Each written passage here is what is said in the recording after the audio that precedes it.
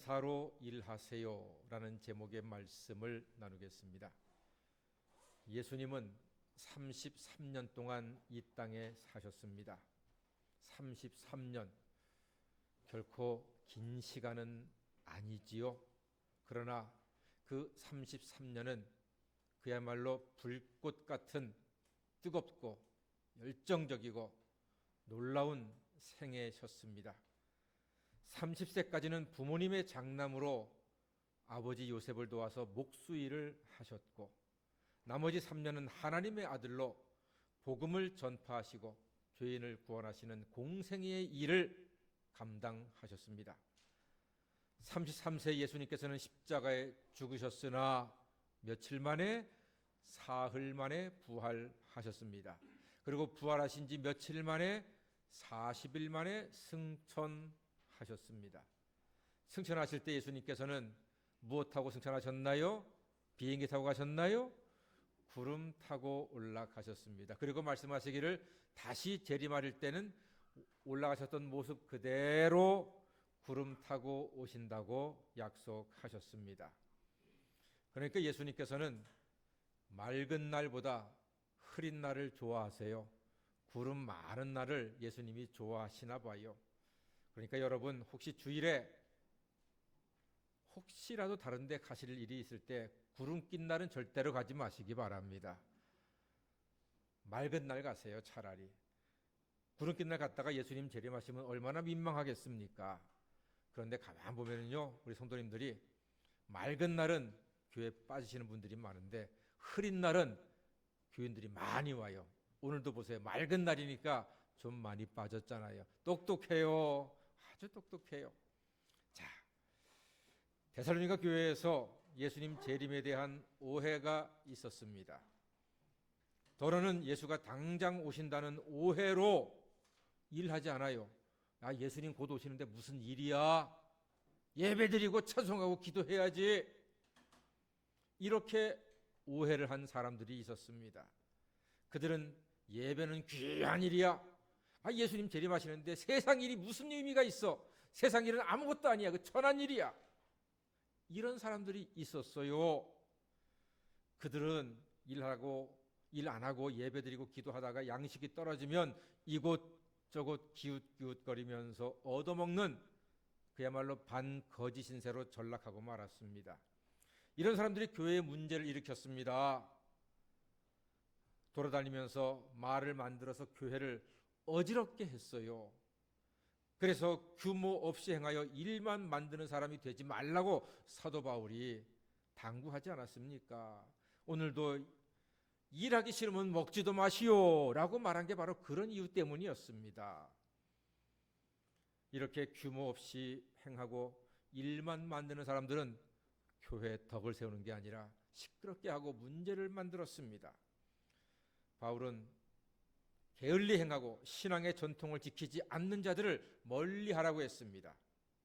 게을리하고 신앙의 전통, 말씀을 지키지 않는 자들 멀리하라. 여기서 게을리하는 것은 단순히 일을 안 하고 그냥 느긋하고 그냥 늘어지고 그게 게을리하는 게 아니라, 여기서 말하는 게을리하는 것은요, 대열을 이탈을 해서 전체를 어렵게 하는 것을 이야기합니다. 예를 들면 이렇습니다. 월남전 때 미군 부대 한 소대가 밀림에서 작전을 했습니다. 그런데 고참 병사 하나가 작전을 다 하고 보니까 베트콩이 안 보이는 거예요. 그래서 이쯤이면 됐다 해가지고 소대장이 명령이 없는데도 대열을 이탈해서 혼자 담배를 피워 물었습니다. 근데 여러분, 담배 냄새가 그 얼마나 지독합니까? 바람 타고서 멀리 퍼지거든요. 아, 세상에 베트콩이 그 병사의 담배 냄새 때문에 몰래 들어와 한 소대가 전멸당할 뻔한 큰 위기를 겪었던 겁니다. 한 사람이 대열을 이탈해서 제멋대로 행했기 때문에 한 소대가 완전히 전멸당할 뻔한 큰 위기를 만났던 것입니다. 그러니까 성경을 오해해서 제멋대로 신앙의 전통이 있고 신앙의 기준이 있고 신앙생활하는 그런 기준된 방법이 있는데 제멋대로 이탈했다가 교회를 어지럽게 하고 성도들에게 상처를 주는 일들이 많았다는 겁니다. 그러니까 오늘 게을리하지 말아라. 즉 주의 말씀을 따르고 하나님의 뜻대로 사는 것을 게을리하지 말아라. 네 멋대로 이탈하지 말고 네 멋대로 벗어나서 함부로 행동하지 말아라. 지금 그런 의미로서 이야기하고 있습니다. 그래서 바울은 게으르고 전통을 벗어나는 사람에게서 떠나라고 강권하는데, 이 말은 조심하라, 조심하고 또 조심하라는 당부가 담겨져 있습니다. 사도 바울은 재림이 가까운 종말 시대일수록 더욱 성실하게 일하라고 오늘 선포합니다.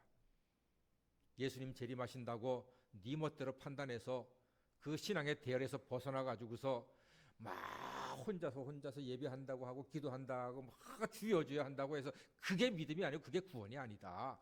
너 그렇게 하면 안 된다. 예수님이 재림하시더라도 그건 예수님의 일이고 우리는 우리의 일을 열심히 세상에서, 직장에서, 교회에서 감당해야 된다. 그렇게 지금 이야기하고 있는 거예요. 여러분, 성도가 땀 흘려 일하는 것은 언제나 귀하고 아름답습니다. 일과 관련된 사도 바울의 경제관념은 오늘 말씀에도 보니까 아주 쿨합니다. 이거 우리가 배워야 합니다. 첫째, 공짜 밥은 사양입니다. 사도 바울은 공짜 밥을 먹지 않았습니다. 이거 중요합니다. 저도 우리 교인들의 가게나 뭐 찾아가면은 제가 필요해서 간 거잖아요. 그런데 교인들은 제가 가면 돈 안 받으려고 그래요. 그 마음 충분히 이해합니다만 저는 돈을 냅니다. 반드시 냅니다. 끝까지 안 받으려고 그러면 제가 한마디 하죠. 그 말 하면은 다 받아요. 뭐라고 하는지 아세요? 이 돈 안 받으면 다음부터 안 옵니다. 그러면 돈을 받아요. 받는 게 맞아요. 여러분들께서 목사를 섬기기 위해서 뭘 가지고 와서 목사님 드세요 하는 거, 그런 건 참 감사하게 받습니다.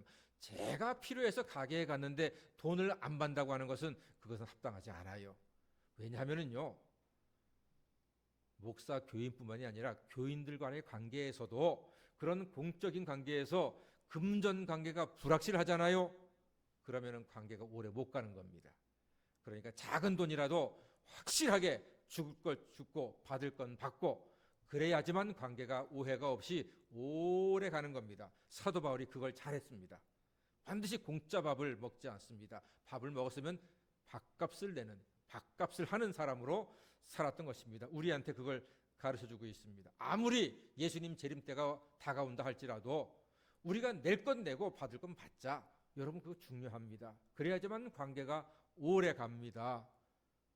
그냥 의리로 기분 좋다고 공짜로 주고 공짜로 먹고 하면 나중에 속으로 저게 돈도 안 내네, 이런 마음이 생기면은 관계가 깨어지기 쉽습니다. 그래서 사도 바울은요, 주야로 일을 했습니다. 열심히 일했습니다. 그래서 교회에 폐를 끼치지 않으려고 했다고 오늘 우리에게 말하고 있습니다. 지금은 교회들 상황이 좋아져서 목사의 생활을 책임지는 교회가 많지요. 그러나 아직도 작은 개척교회 목사님들은 생활이 어렵기 때문에 다른 직업을 가지고 목회하시는 분들이 많습니다. 그런 의미에서 저는 정말로 복된 사람이죠. 교회가 저의 삶을 책임져 주니 얼마나 감사합니까? 그러니까 늘 겸손하게 목회를 할 수밖에 없지요. 그게 당연합니다. 사도 바울은 열심히 일해서 자기의 생활비, 선교비를 충당했습니다. 텐트를 만들어 팔았습니다. 그 당시에는요, 텐트를 사람들이 많이 썼어요. 옮길 때마다 텐트를 쳐서 생활해야 됐고 때로는 짐승들을 텐트 속에 가두어야 했습니다. 그래서 텐트를 많이 써요. 사도 바울이 손재주가 좋은 사람이어가지고 텐트를 잘 만들어서 팔아서 그걸로 자기 선교비, 자기 생활비를 충당을 했던 사람입니다.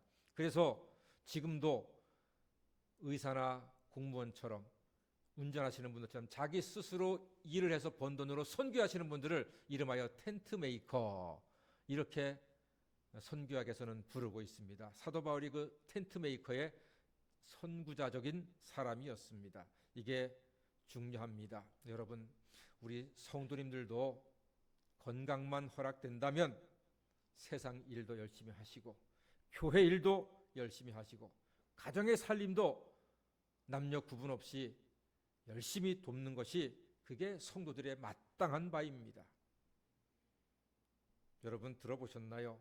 서울에 택시기사 중에 90세가 넘는 분이 3분이 계신답니다. 와, 놀랍지 않습니까? 현역이시래요, 지금도. 뭐 매일이야 못 나가겠지만 90세가 넘는 분이 택시 운전을 하신다니까요. 대단한 겁니다. 제가 어제 들었는데 대기업을 은퇴하시는 분들 중에 돈이 좀 있으니까 그걸로 개인 택시를 사고, 택시는 좀 좋은 걸로 자기가 탈 거니까 좋은 차로 개인 택시를 사서 돈도 벌고 자기도 또 놀러 다니기도 하고 시간도 쓰고 그런 사람들이 많대요. 그러니까 여러분 개인 택시 하시는 분들이 대단합니다. 제가 어제 택시 탔던 어른도 한 70은 넘었더라고요. 열심히 일하시는 거예요. 얼마나 보기 좋습니까? 좋은 겁니다. 그리고 요즘 또 지하철 타고 왔다 갔다 하시면서 배달하시는 70대 어르신들이 많습니다. 저기 보기 좋잖아요. 그렇게 열심히 일하시는 것 정말로 아름다운 모습입니다. 여러분 아파트 경비하시는 분들 만만히 보지 마세요. 그분들 정말로 소중한 분들 아닙니까? 눈이 오면 눈 다 치워주고 비가 오면 비 다 잘나가게 또 해주고 또 재활용품들 다 구분해 주시고 정말로 귀한 분들입니다. 아파트 경비하시는 분들 함부로 대하지 마시고 얕보지 마세요. 인사 잘하세요. 존경하는 마음으로 그분들 나름대로 젊을 때 다 한가득 하시던 분들입니다. 그렇게 열심히 일하시는 모습이 정말로 귀하지 않습니까? 일하시는 거 아름다운 겁니다. 또 지하철에서 노점 상하시는 할머니들 정말로 아름답지 않습니까, 여러분? 그 꼬부랑 할머니 같으신 분들이 조금씩 갖다 놓고 나물이니 땅콩이 이런 거 파시는데 아이고 정말로 귀하잖아요. 발길이 귀찮게 이러지 마세요. 정말로 소중한 분들입니다. 저 그래서 가끔 한 번씩 땅콩이나 뭐 이런 거 한 번씩 삽니다. 정중하게 하세요. 휴지 줍는 할머니 할아버지들 계시잖아요. 정중하게 하세요. 할 수 있으면 박스도 좀 갖다가 드리시고 리어커가 있으면 좀 밀어드리기도 하시고 정중하게 하세요. 존경하세요. 열심히 일하시는 모습이 얼마나 아름답습니까?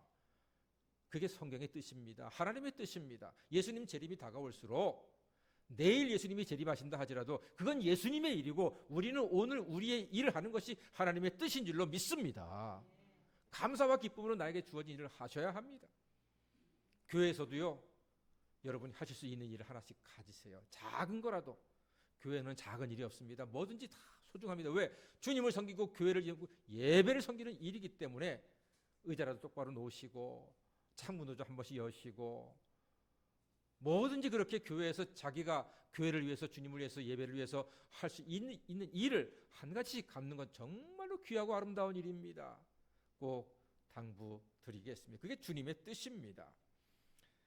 우리 성도는 무엇이든지 세상 일도 교회 일도 가정의 일도 기쁨으로 잘 감당하는 것, 그것이 바로 하나님이 기뻐하실 일입니다.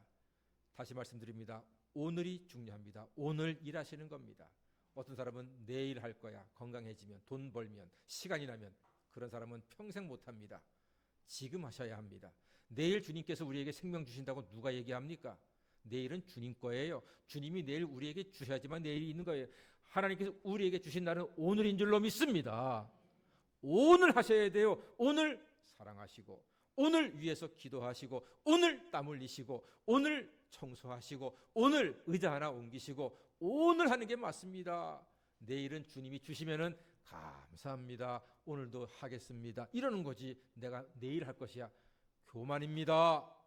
주님은 우리에게 오늘을 주셨습니다. 그래서 저는 오늘 이 설교를 비록 15분, 20분 하는 짧은 설교이지만 내 평생의 마지막 설교인 것처럼 최선을 다해서 준비하고 말씀을 증거하는 것은 바로 주님의 뜻이기 때문입니다. 사랑하는 여러분, 주님께서는 내일 재림하실지 모레 재림하실지 우리는 몰라요. 그러나 곧 오신다고 했습니다. 그러나 그날은 하나님만이 아십니다. 우리에게 주신 오늘 이렇게 진정으로 예배드리고 사랑하고 섬기며 하루하루를 그렇게 살아나갈 때 그 하루하루가 모여서 아름다운 진주 목걸이처럼 귀중한 인생이 될 줄로 믿습니다. 하나님께서는 창세기에서 남자들에게 벌을 주셨죠. 네 평생 이마에 뭐가 흘러야? 땀이 흘러야 먹을 것이다. 일해라. 너 벌이야. 그런데 여러분 일해보니까 벌이 아니에요. 일이 없는 게 벌이라니까요. 차라리 일은 벌의 가면을 쓴 하나님의 축복입니다. 하나님이 축복으로 말은 당신의 말은 벌로 일해 이랬지만 사실 일해보니까 일이 축복이에요. 일을 하니까 밥맛도 있고 재미도 있고 자식들 용돈 주는 재미도 있고 아파트 이자 갚는 재미도 있고 뭐 그런 재미가 있는 거 아니겠습니까? 일은 하나님의 뜻입니다. 요한복음 5장 17절에서 예수님 말씀하셨습니다. 아버지께서 일하시니 나도 일한다 하시면서 복음을 증거하시고 주일에는 환자들을 낫게 하고 병자를 치유하는 사랑의 일도 행하셨습니다. 사도 바울은 골로새 3장 23절에서 모든 일을 주께 하듯 하라고 했습니다. 눈가림으로 대충 하지 말고 주님의 일을 하듯 하면 자기에게 복된 일입니다. 오늘 이 말씀은 참 소중한 말씀입니다. 주님의 재림을 앞에 두고 있는 우리 성도들은 오늘 주신 이 하루를 나의 힘을 다해서 맡겨주신 일이 크든 작든 어렵든 쉽든 잘 감당해서 하나님께 영광 돌리게 되시기를 간절히 소망합니다. 요즘 장수에 대한 관심이 많아요. 장수. 누구나 아프지 않고 오래 사는 게 꿈입니다. 제가 기도할 때 100세까지 살 수 있도록 축복해 주세요 하면 다들 손사래를 칩니다. 아이고 100세까지. 그러면서 속으로는 주여 감사합니다. 저 기도가 응답되게 해주세요. 그러죠. 그렇죠. 병석에 누워서 100세는 솔직히 의미 없습니다. 사랑하는 여러분, 저는 진심으로 기도합니다. 여러분들이 장수의 복을 누리시는 동안 정말 두 발로 걸으시면서 자기에게 주어진 사명을 감당하시는 건강한 하나님의 자녀가 되시기를 주의 이름으로 축원합니다. 장수의 복은 그게 의미가 있어요. 제가 장수에 대한 나름대로 관심이 있어서 연구를 좀 했습니다. 지구촌 대륙별로 나라 혹은 지역별로 가장 오래 산다고 하는 장수촌들이 있어요. 그 인터넷 보면 많이 나와요. 지역마다. 그래서 제가 그걸 연구한 게 아니라 그런 모든 장수촌들 중에서 공통된 것이 있지 않냐. 모든 장수촌마다 공통된 게 있을 거 아니에요. 그걸 찾아봤어요. 몇 시간 동안 찾아봤어요. 그랬더니 3가지가 공통점이 있더라고요. 이건 잘 기억하세요. 첫 번째, 모든 장수촌마다 장수하시는 어르신들이 잘 드세요. 잘 드세요. 나 소식합니다. 그거는 소식은 어떤 게 소식이죠? 소처럼 먹는 게 소식이에요. 소식이 중요한 게 아니에요. 잘 드셔야 됩니다. 맛있게 드셔야 됩니다. 밥이 보약입니다. 잘 드시는 게 그게 건강에 중요합니다. 여러분이 건강이 허락하고 입맛이 허락하신다면은 잘 드세요. 맛있게 드세요. 어떤 사람은 좀 안다고 지중해 식단이 중요해. 지중해 식단에 무슨 올리브 오일을 먹어야 돼. 아이고 웃기지 마세요. 올리브 오일은 지중해 나는 거예요. 그곳 사람들이 잘 먹으면 되는 거예요. 올리브 오일은 평생 구경도 못한 저 남미 산지에 사는 사람들 100세까지 살아요. 올리브 오일을 못 먹는데 왜요? 무슨 뜻입니까? 일본 오키나와에 사는 노인들이 100세까지 사는데 그분들은 남미 산지에 사는 그 열매를 구경도 못한다는데 100세까지 살아요. 이유가 뭡니까? 다 같이 신토불이라니까요. 하나님께서는 이 세상 곳곳마다 사람들이 먹으면은 맛있게 잘 먹으면 감사로 먹으면 강건할 수 있는 충분한 영양을 모든 곳에 공급하신 줄로 믿습니다. 그게 하나님의 뜻이에요. 지중해는 아름다운 곳이니까 너 올리브 오일 먹고 여기서 100세까지 살아라. 그게 아니라니까요. 신토불이가 맞습니다. 우리가 살고 있는 이 자리에서 하나님이 주신 것을 감사하며 밥도 김치도 고기도 나물도 두부도 맛있게 감사로 먹을 때 그것이 우리에게 힘이 되고 영양이 되고 우리의 건강을 지켜주시는 하나님의 선물이 되는 줄로 믿습니다. 첫 번째로 잘 먹는 겁니다. 두 번째는요, 관계가 좋았어요. 전 세계에 있는 모든 장수촌에 특징들을 제가 다 비교해 보니까 관계성이 중요해요. 관계성이. 독불장군이 없어요. 이 관계성을 위해서 제가 늘 여러분께 말씀드리는 거 있잖아요. 고스톱판에서는 쓰리고 우리 인생은 쓰리그. 다 같이 그러려니 그런가 보다. 그럴 만한 이유가 있겠지. 그러면서 사세요. 웬만하면 그냥 그러려니 하고 사세요. 그런가 보다 하고 사세요. 약속 안 지키면은 그럴 만한 이유가 있겠지 하고 사세요. 너 왜 늦었어? 다 기다렸잖아. 너 맨날 늦냐? 이러지 마시고요. 그냥 그럴 만한 이유가 있겠지 하고 사세요. 그래야지 관계를 잘 하는 겁니다. 건건이 붙들고 늘어지고 따지고 지적질하고 그러면요, 그 사람 싫어해요. 관계 나빠져요. 그러면은 건강에 치명적인 해가 된답니다. 제 얘기가 아니라 제가 다 연구한 결과를 지금 여러분께 말씀드리는 거예요. 첫 번째는 맛있게 잘 드시는 거고요. 가리지 말고. 두 번째는 그러려니 하고 사시고, 그런가 보다 하고 사시고, 그럴 만한 이유가 있겠지 하고 살면 관계가 좋아진다니까요. 그러면 행복한 거예요. 마지막 세 번째가 중요합니다. 모든 장수촌 노인들이요, 죽으시는 날 전날까지 일을 하신대요. 일을. 와, 어떻게 일을 해? 일합니다. 하루 종일 방 청소하시는 거예요. 손바닥으로 쓸고 걸레로 닦고 하시는 거 하루 종일. 근데 우리가 보기엔 별거지만 그거 90 넘은 노인들한테는요 큰일입니다. 그거 신발 정리 매일 시간마다 신발 정리를 하신대요. 일입니다. 그 중요한 일입니다. 100세가 다 된 어른한테는 그거 큰일입니다. 여러분, 당 모여주는 거 별거 아니죠? 왜 별거 아닙니까?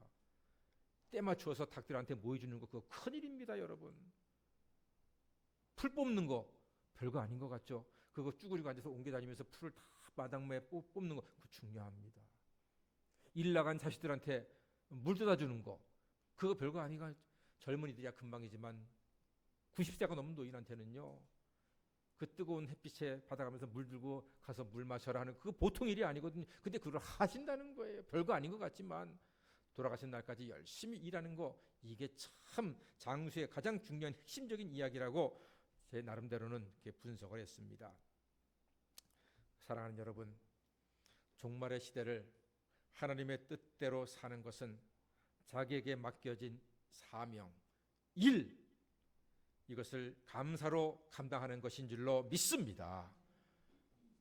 우리가 예배드리고 있습니다. 이 예배는 영적인 일입니다.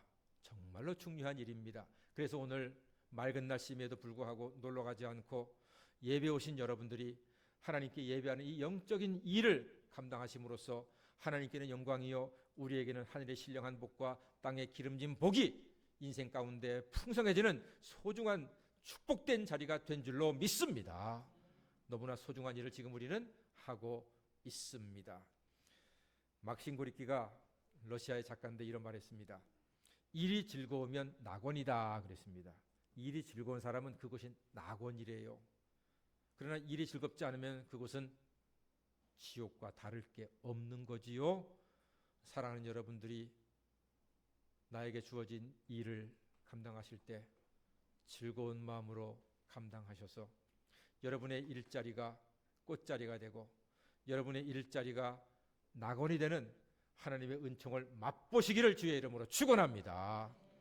그래서 여러분의 주방이 여러분의 낙원이요, 여러분의 핸들이 여러분의 낙원이요, 여러분의 공장에서 기름때 묻힌 그 자리가 여러분의 낙원이 되며 여러분이 섬기는 가게가 여러분의 낙원이 되며 여러분이 하는 모든 일들이 낙원으로 변화되시기를 간절히 축원합니다.